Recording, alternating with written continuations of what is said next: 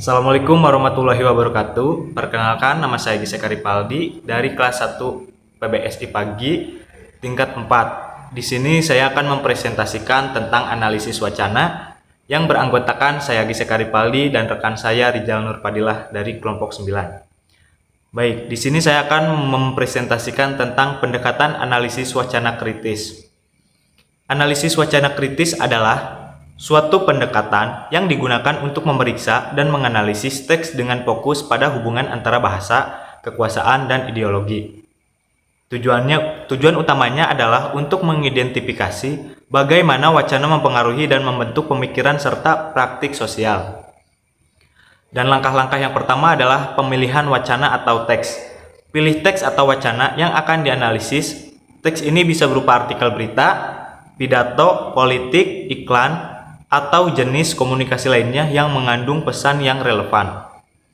Yang kedua adalah langkah-langkah identifikasi tujuan dan konteks. Di sini langkah-langkahnya ada tentukan tujuan dari teks tersebut, apa yang ingin dicapai oleh pengarang wacana. Selain itu, pertimbangkan juga konteks sosial, politik, dan budaya, di mana teks itu muncul termasuk siapa yang berbicara atau menulis, siapa audiensinya, dan kapan serta di mana teks itu diproduksi. Baik, langkah-langkah yang ketiga itu ada identifikasi struktur wacana. Lihatlah struktur dan organisasi teks secara keseluruhan, bagaimana teks itu disusun, identifikasi bagian-bagian penting dalam teks seperti pembukaan, isi, dan penutupan. Perhatikan juga bagaimana penulis menggunakan teknik tertentu, seperti repetisi, pengalihan perhatian, atau penggunaan metafora untuk mempengaruhi audiens.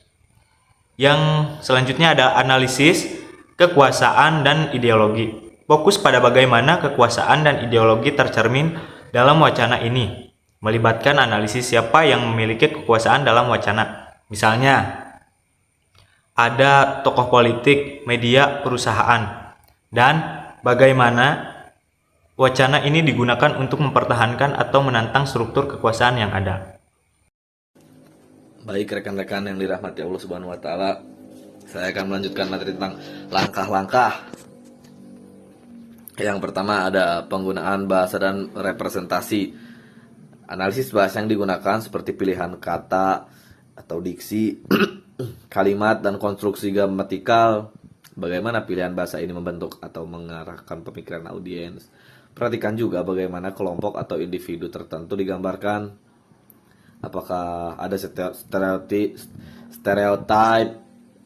bias atau perbedaan dalam representasi kelompok tertentu dalam wacana. Yang kedua ada intelektualitas.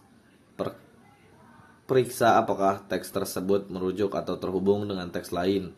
Intelektualitas menunjuk pada cara teks suatu hubungan dengan teks lain, baik secara langsung maupun tidak langsung untuk membentuk makna.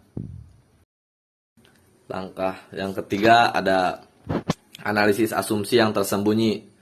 Jadi identifikasi asumsi atau nilai-nilai yang tidak diungkapkan secara eksplisit dalam teks dapat mencakup pandangan sosial, politik, atau budaya yang diasumsikan oleh pengarang atau pembuat teks yang mungkin tidak disadari oleh audiens.